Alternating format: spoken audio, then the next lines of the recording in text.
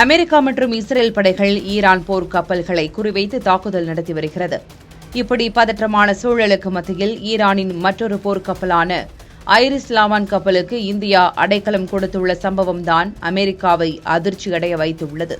India இந்த நிலைப்பாடு எடுக்க என்ன காரணம் பார்க்கலாம். விசாகப்பட்டினத்தில் நடந்த சர்வதேச கடற்படை அணிவகுப்பில் பங்கேற்றுவிட்டு திரும்பிக் கொண்டிருந்த ஈரானின் ஐரிஸ் தேனா என்ற போர்க்கப்பலை அமெரிக்க ராணுவம் நடுக்கடலில் சுட்டு மூழ்கடித்தது.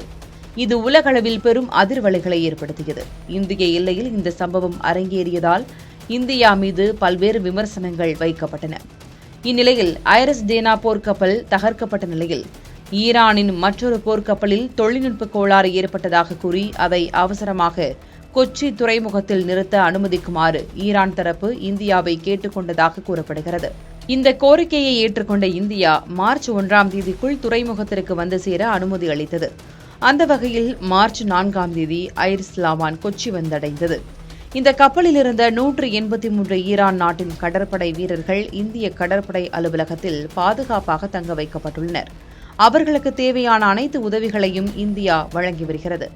விசாகப்பட்டினத்தில் நடந்த அதே அணிவகுப்பில் பங்கேற்று திரும்பிய மற்றொரு ஈரான் கப்பலான ஐரிஸ் தேனா போர்க்கப்பலை அமெரிக்க ராணுவம் நடுக்கடலில் மூழ்கடித்தது. இந்த தாக்குதலில் 87 வீரர்கள் உயிரிழந்த நிலையில் ஐரிஸ் லாவான் கப்பல் இந்தியாவிடம் தஞ்சம் புகுந்ததால் பாதுகாப்பாக உள்ளது என்பது குறிப்பிடத்தக்கது. அமெரிக்க நீர்மூழ்கி கப்பல் ஈரானின் போர்க்கப்பலான ஐரிஸ் தேனாவை அழித்தது. இந்த கப்பல் தாக்கப்பட்ட மறுநாளே ஈரானின் மற்றொரு போர்க்கப்பல் இலங்கையின் கடல் எல்லையை நோக்கி சென்று கொண்டிருப்பதாக இலங்கை அமைச்சர் நலிந்தா ஜெயதிசா தெரிவித்திருக்கிறார். இந்த கப்பலில் 100க்கும் மேற்பட்ட பணியாளர்கள் இருப்பதாக கூறப்படுகிறது. இலங்கையின் தெற்கு கடற்கரையில் நேற்று மூழ்கடிக்கப்பட்ட ஐரிஸ் தேனா கப்பலைப் போலவே இந்த கப்பலும் குறிவைக்கப்படலாம் என்ற அச்சம் இருப்பதாக அரசு வட்டாரங்கள் தெரிவித்துள்ளன. இந்நிலையில்தான் அனைத்து உயிர்களை பாதுகாக்க நாங்கள் எங்களால் முடிந்த அனைத்தையும் செய்கிறோம் என அமைச்சர் ஜெயதிசா உறுதியளித்திருக்கிறார். ஈரான் போர்க்கப்பல் அவசர துறைமுக அழைப்பை கோரியுள்ளதாகவும் கூறப்படுகிறது. இந்த போர்க்கப்பல் அரசாங்க அனுமதிக்காக காத்திருப்பதாக இலங்கை நாடாளுமன்ற உறுப்பினர் நாமல் ராஜபக்சே கூறியிருக்கிறார். இந்த விஷயத்தில் அரசாங்கம் தனது நிலைப்பாடு என்ன என்பதை உடனடியாக வெளிப்படுத்த வேண்டும் என்றும் தனது எக்ஸ் பக்கத்தில் பதிவிட்டுள்ளார்.